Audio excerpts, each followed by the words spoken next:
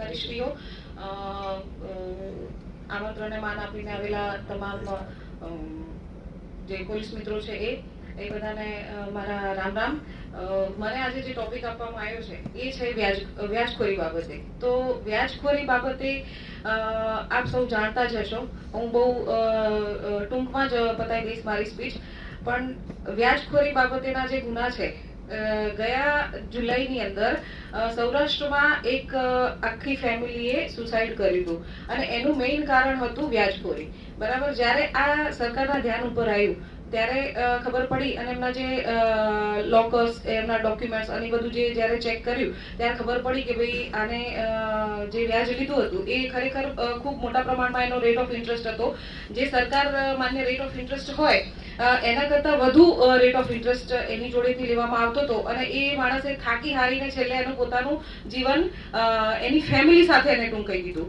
આ ઘટના છે આઈ થિંક બોટાદની. અને ગઈ સાલ તમામ આપણા આખા ગુજરાતની અંદર ડીજીપી સાહેબ તરફથી એક ડ્રાઈવ યોજવામાં આવી હતી 1 જુલાઈથી લઈને 31 જુલાઈ સુધી, કે આવા જે વ્યાજ લેતા હોય અને વિધાઉટ લાયસન્સ વાળા, રજીસ્ટ્રેશન વગરના જે લાયસન્સ ધારકો છે, જે લોકોના જોડે લાયસન્સ નથી એ લોકોના વિરુદ્ધમાં કેમ્પેન્સ યોજવામાં આવી હતી, જેમાં આખા ઇન્ડિયાની અંદર 658 કેમ્પેન્સ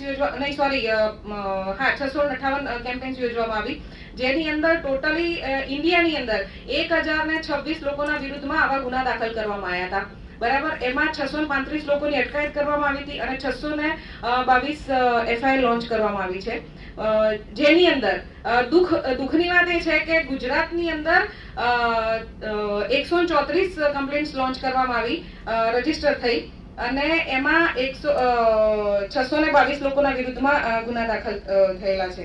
તો આ વસ્તુ ખરેખર આપણા જે દેશ માટે નુકસાનકારક છે, જેથી કરીને આખા ફેમિલી જો આ રીતે સુસાઇડ કરવા માટે થઈને એક થતા હોય તો ગંભીર બાબત કહેવાય. અને આ બાબતે સરકારે સ્ટેપ્સ એવા લીધા કે પોલીસને કહેવામાં આવ્યું કે ભાઈ દરેક ગામે ગામ જઈને તમે કેમ્પેન્સ યોજો. જ્યારે આ લાસ્ટ જુલાઈની અંદર હું થરાદ પોલીસ સ્ટેશનમાં હતી તો મેં વાડિયામાં અને 2 થી 3 અલગ અલગ જગ્યાએ કેમ્પેન્સ કર્યા હતા અને લોક દરબાર યોજ્યો હતો કે ભાઈ વાડિયા ગામની અંદર બી અમે કર્યા હતા. અને વાડિયા ગામમાંથી 2 થી 3 કમ્પ્લેન્ટ્સ અમારી સામે આવી કે ભાઈ વ્યાજખોરોની આ રીતની હેરાનગતિ પરેશાની છે, તો એ લોકોના વિરુદ્ધમાં કાયદેસર કાર્યવાહી કરવામાં આવી હતી.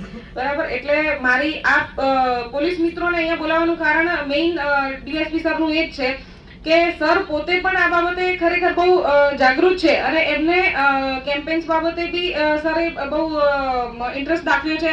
બીજી વસ્તુ એ છે કે જે ચલમ ને જે અમલ કહેવાય છે, એ પીવે છે, એ વસ્તુ સામે સરની તો બહુ લાલ આંખ છે અને એ બાબતે સરે ઘણા કાર્યક્રમો પણ કરેલા છે. એટલે આપણને આવા ડીવાયએસપી સર મળ્યા છે એ આપણી માટે ખરેખર નસીબની વાત કહેવાય. આપણને ઘણી વખત અમને એવું લાગતું હોય કે સર એ પેલું કરે છે, પણ ખરેખર જોવા જઈએ તો એની પાછળનો જે હેતુ છે સરનો, એ welfare of the people and welfare of the police છે. એટલે એ આપણે સમજવું જોઈએ. બરાબર છે, જ્યારે જો પોલીસ આટલું આગળ આવી અને કેમ્પેન્સ યોજતી હોય, બરાબર છે, તો આજે તમે બધા પોલીસ મિત્રો છો, એ લોકોને નમ્ર મારી વિનંતી છે કે આવો કોઈ પણ બનાવ આપણી જે સોસાયટી છે, આપણું ગામ છે, એની અંદર કે તમને એવું લાગતું હોય કે આને ખરેખર ફાઇનાન્શિયલી કોઈ તકલીફ છે તો તમે એને પૂછો, તમે એનો જે પ્રોબ્લેમ છે એને આગળ લાવો તમે. બરાબર, અને પોલીસને કહો, અમે તમારું નામ નહીં આપીએ કે ભાઈ ચલો કોઈએ શું કર્યું, તમારું નામ ગુપ્ત રાખવામાં આવશે. એટલે લીગલ એક્શન્સ લેવામાં આવશે અને તમારું નામ પણ ગુપ્ત રહેશે અને કોઈકનો પરિવાર મરતો બચી જશે. અને આપણે લોકોને બચાવવાના છે. આપણે આપણું યુવાધન ક્યાં જઈ રહ્યું છે? બધાને શોર્ટકટમાં જે પૈસા કમાવા છે એ રીતના પૈસા કમાવાનું એક જ કે ભાઈ અત્યારે હમણાં જ એક મારા તળાવની અંદર આઈડીનો એક બનાવ બન્યો જેમાં એક છોકરાએ સુસાઇડ કરી લીધું. બરાબર છે, જ્યારે મને પાછળથી જાણવા મળ્યું તપાસમાં, મને એવા મેસેજ મળ્યા કે એ કંઈક ચિઠ્ઠી લઈને ફરતો હતો. તો ખરેખર મને એ થાય છે કે જો એ ચિઠ્ઠી લઈને ફરતો તો કોઈને ખબર હતી તો તમારે આગળ આવવાની જરૂર હતી અને કમસે કમ પોલીસને જાણ તો કરવી હતી તમારે. તો કમસે એના ઉપર અમે એક્શન્સ લેત, એને બોલાવત, અમે એને સમજાવત. અમે ઇવન કાઉન્સેલિંગ બી કરતા હોઈએ છીએ. અમારા એસપી સર અને તમામ થાણા જે સિનિયર ઓફિસર્સ છે એ લોકો આ બાબતેની કેમ્પેન્સ યોજતા હોય છે કે ભાઈ કોઈ પણ હોય, તમે તમારા થાણા ઇન્ચાર્જ તરીકે તમારા લોકોને એવરી વીક અમારી એક વિલેજ વિઝિટ હોય છે. હું માવસારીની અંદર બી સમયાંતરે કરતા હોઈએ છીએ. અમે આ રીતના આગેવાનોને બોલાવીને અમે પૂછતા હોઈએ છીએ.